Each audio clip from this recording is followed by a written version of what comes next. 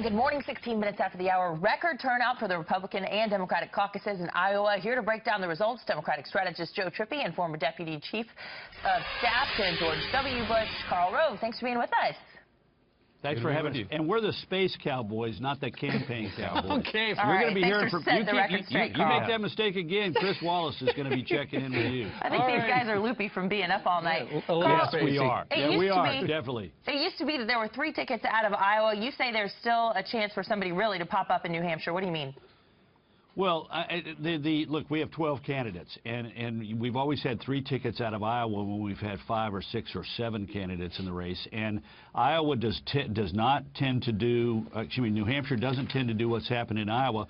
Witness 2000. I mean, John McCain was not number 3 in Iowa, and yet he jumped up in New Hampshire and became the principal competitor to George W. Bush. So same thing happened in 2008, where he didn't particularly perform well. I think he was 4th or 5th in Iowa and went on to win the nomination. So don't count some of these other people out just yet, because they have camped out in New Hampshire.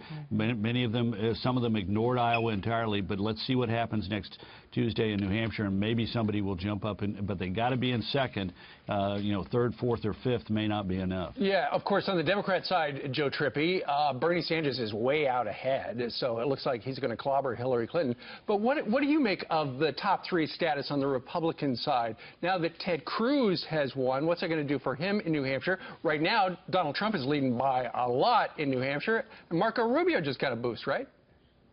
That's all true. I think Rubio, it's interesting because when you look at the headlines in the papers today, it's all Cruz wins, Dems close.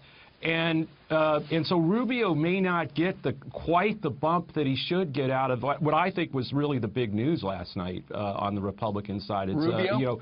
Yeah, we all thought, it'd be Cruz and Trump, but Rubio jumped right in there and was literally, right on Trump's heels. I do agree with Karl, though, that, one of the other candidates could pop in New Hampshire. It's the kind of place that doesn't repeat necessarily what happens in Iowa, and there's still room for somebody. But I think once you get out of New Hampshire, we will be down to 3. And Karl, are there any candidates who are skipping New Hampshire or not spending a whole lot of time there and looking on down the line to South Carolina and beyond? Well, interestingly enough, the front runner, I think Ted Cruz is going not to New Hampshire today, but to South Carolina. I think he realizes New Hampshire is a little bit more difficult for him. He's going from Iowa is one of the most church states in the country. That is to say, a lot of people there are evangelicals. They played a big role last night in his victory. New Hampshire has one of the smaller percentages, smallest in the country, of evangelicals, and so a little bit different territory. So my sense is he's going to be spending more time in South Carolina than the others are between now and Tuesday. Let's pick up where we left off just about 3 minutes ago. Joe, I had asked you, because it is so close to call in Iowa on the Democrat side. Sure. Hillary and Bernie are tied. How many people at the 11th hour, when the surrogates are standing up in front of the precincts and they're making their case on behalf of Hillary or Bernie, they're going, you know what? She does have a lot of trouble with that email thing. Maybe I should just put my vote into Bernie Sanders because he currently doesn't have an ongoing FBI investigation. I really don't think that had anything to do with it. I'll tell you, the person who's not experiencing Groundhog Day today is Hillary Clinton, who lost Iowa and barely got to 30% against Barack Obama in 2008. The Iowa Democratic Party, there's only one party, Democratic state party, that's more liberal than Iowa, and that's the state of Vermont that sent Bernie Sanders to Washington as a senator. So you've got that happening. You had a state that she's never performed well in. I think that's what was going on there. She does get to claim victory. I bet a small one. I mean, a very closest one in history. So, but I don't think that was what's going on through people's heads. I do think that she's, faces a real uphill battle in New Hampshire because it's a neighboring state to Vermont. And that the real test always was going to be the real test between the two of them is going to come in South Carolina, where the Democratic Party's far more diverse than both Iowa and New Hampshire. Karl, do you think Bernie Sanders can claim a victory out of this, too, even if he isn't the declared winner? I mean, he sure rose from the bottom, didn't he?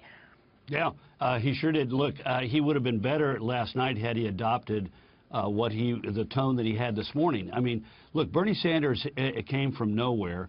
And his message that, you know, we need a revolution, it's the kind of thing that speaks to the heart of the left-wingers who dominate the Democratic caucuses in Iowa. And he you know, holding the former First Lady and former Secretary of State to this narrow win, he could have last night declared victory and said, you know, we're gaining momentum and we're on to New Hampshire. It took him until this morning to sort of strike that note, but you saw him strike it when he got on the ground. Okay. But I'm with Joe. When you get to South Carolina, you know, the electorate in Iowa, the Democratic electorate is about 93% white. It gets to be 95% white in New Hampshire. It gets distinctly less white in South Carolina. About 55% of the vote will be black. He's doing very poorly with non-whites, and my suspicion is we're likely to see his fate start to be represented in South Carolina, which is, of course, followed by a lot of the of other southern states with large non-white populations in the SEC primary on the 1st of March. Okay, listen, Space Cowboys. Joe, it sounds like you and Carl agree on a lot of what happened last night. What don't you agree on? He thinks she would be a good nominee for the Democratic Party, and I don't. You know, you made an interesting point when you asked him that question about emails. That is an issue that affects independents and is a general election issue far more than it is among Democrats. Yeah. No, absolutely. No, he wasn't. No, he was right. They don't care. Over in the Democratic Party, they by and large don't care about it, but independents in a general election will care about it. How can they not care about an ongoing FBI investigation that could wind up with an indictment? And it could wind up not being much of anything. Absolutely. We'll see what happens there. But look, I think you know, we do disagree. I think Trump would make a great nominee of the GOP, and I'm not sure where Carl is on that. So maybe we differ there. Why do you think he would make a great nominee? Putting him. No, I'm kidding around with you. Look, okay.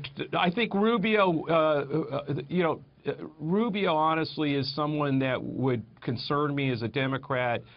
He's a much better, I think, profile of and rebranding of the Republican Party that gives it an opportunity to reach out beyond the current base, and I'm not sure Trump or Cruz do that. So if one of the top two finishers are the nominee, I'd feel a lot better about it. I'm more worried about Rubio or maybe one of the others that could pop up in New Hampshire. Well, despite the polls going into the race, Rubio coming in just 1 point behind Donald Trump. Carl, do you think Mr. Trump skipping the Fox News debate had any effect? Well, yeah, I wrote in my column last week that if he loses, if he lost Iowa, that part of the blame could fall on dissing the Des Moines debate, not appearing. Look, Iowans take this very seriously, and the fact is he underperformed his average in the Real Clear Politics by nearly 4 points. Ted Cruz overperformed his number by about 5, and Rubio overperformed it by nearly 8. He's about 8 points better than he was in the Des Moines Register poll. And I think part of what Donald Trump did was he dissed the people of Iowa by not showing up at the debate, and he gave both Cruz and Rubio an opportunity to say more things in the debate than they might otherwise have. And clearly, I think the advantage went to Rubio in that because he was the one who jumped up. They were able to take more of the oxygen, weren't they? Carl and Joe? Yeah. Anna, note to ourselves. Yes. Let's never book Mr. Cranky on Groundhog Day. Okay? At least not in the same box. Never. No Phil. You guys have a great day. All right. And it's Space Cowboys, not the campaign Cowboys. Wallace is going to be on you, Ducey, for calling us the campaign Cowboys. We'll make sure we put that at the lower third of the screen next time. All right, guys, thank you very much. Okay.